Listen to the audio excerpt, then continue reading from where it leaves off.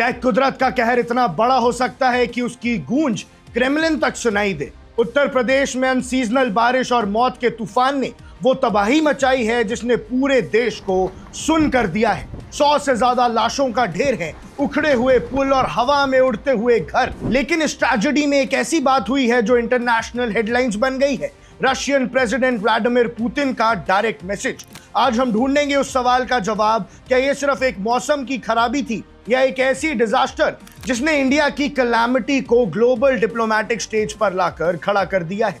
दर्शकों, कल शाम तक यूपी के किसान और आम लोग गर्मी से राहत मांग रहे थे, लेकिन उन्हें क्या पता था कि राहत की जगह मौत का एक ऐसा तांडव आएगा जो पिछले कई सालों का रिकॉर्ड तोड़ देगा। 100 से ज्यादा मौतें, ये महज एक नंबर नहीं है, ये 100 परिवारों का एक ही रात में पूरी तरह उजड़ जाना है।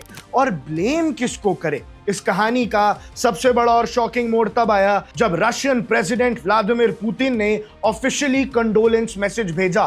सोचिए, जब एक तरफ वो यूक्रेन वॉर लड़ रहा है, ग्लोबल टेंशंस चल रही है, वहां पुतिन का ध्यान यूपी के इन डिस्ट्रिक्ट्स पर गया। उन्होंने प्रेसिडेंट द्रौपदी मुर्मू और प्रधानमंत्री नरेंद्र मोदी को लिखा कि please accept my deepest condolences over the heavy loss of life and large scale destruction। दर्शकों, एक जर्नलिस्ट के तौर पर हमें समझना होगा, जब कोई फॉरेन सुपर पावर किसी स्टेट लेवल डिजास्टर पर रिएक्ट करती है तो उसका मतलब है कि तबाही का स्केल कितना भयंकर है। ये मैसिव से भी ऊपर है। पूरी दुनिया अब यूपी में आई इस तूफान की बात कर रही है। पुतिन का सिंपैथी जताना और स्पीड रिकवरी की दुआ करना दिखाता है कि ये मौसम का बदलाव नहीं, एक नेशनल इमरजेंसी जैसा मंजर है। क्रेमलिन का ये स्टेटमेंट बताता है कि यूपी में जो हुआ वो पूरी दुनिया देख रही है। ग्राउंड रियलिटी ये है दर्शकों कि 20 डिस्ट्रिक्ट्स में 20 जिलों में केओस मचा हुआ है। अब आते हैं ग्राउंड जीरो पर। सबसे दर्दनाक तस्वीर प्रयागराज से भी आई है, जो इस वक्त इस तबाही के एपिसेंटर बना हुआ है। अकेले 21 लोगों की मौत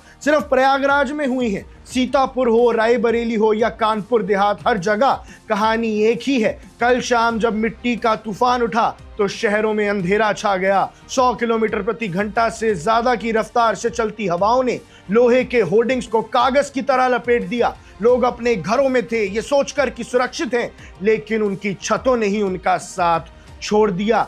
टिन शेड्स हवा में मिसाइल की तरह उड़ रहे थे। भदोही और मिर्जापुर में तो हद हो गई। गंगा नदी पर बने पुंटून ब्रिजेस यानी पीपा पुल भी बीच से टूट गए और कई लोग नदी में गिर गए। 20 से ज्यादा गांव का संपर्क टूट गया है। और दर्शकों, अब यूपी को जल्द से जल्द रीबिल्ड करना पड़ेगा, और यही नसीहत दी है रशिया के प्रेसिडेंट व्लादिमीर पुतिन ने। लेकिन आपको क्या लगता है, आपकी क्या राय है? क्या रशिया हमारा सच्चा दोस्त है जो हमेशा हमारे मुश्किल वक्त में हमारे साथ खड़ा रहता है? जो भी राय हो कमेंट सेक्शन में बताइएगा। अब देख रहे हैं वन इंडिया, मैं हूं आकर्ष कौशल। Subscribe to One India and never miss an update. Download the One India app now.